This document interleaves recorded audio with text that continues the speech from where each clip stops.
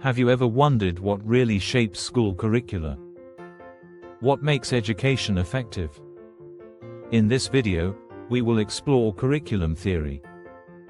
It describes how we develop, evaluate, and understand educational curricula.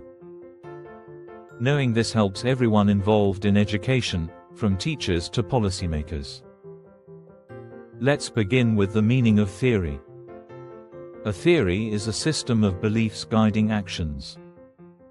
It shapes how we view knowledge and encourages informed decision-making. Now, let's define curriculum theory. Think of it as a framework that connects educational philosophy to practical curriculum development. It analyzes and informs current educational policies and practices. Several theorists offer valuable perspectives. Beecham sees it as interconnected statements that give meaning to the curriculum. Lundgren emphasizes the link between curriculum and instruction. Pinar calls it an interdisciplinary study of educational experience. Next, let's discuss the domain of curriculum theory as identified by Klebard. His ideas highlight the importance of thoughtful choices in teaching. For instance, why choose to teach English over local languages? Curriculum theory isn't just an academic exercise. It provides practical guidance on important decisions, such as who gets taught and how knowledge is distributed among students. Klebard also categorized theorists into four groups. Mental disciplinarians believe education improves reasoning skills. Social meliorists see education as a means to reform society. Social efficiency advocates focus on optimizing individuals' roles in society. Developmentalists prioritize children's emotional and behavioral growth. Moving on, Walker presents four main types of curriculum theories.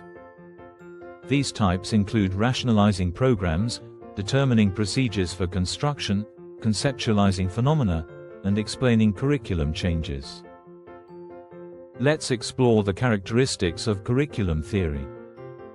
It focuses on content and program development while rationalizing procedures. Additionally, it investigates curriculum phenomena and aims to explain them. Now, let's discuss curriculum planning, essential for organizing learning experiences in schools. Curriculum planning involves making choices based on values and educational goals. Critical elements of a curriculum plan include the learner, aims, and objectives.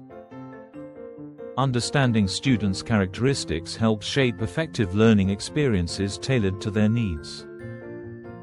Sources of data relevant for effective curriculum planning include the learners, society, and knowledge.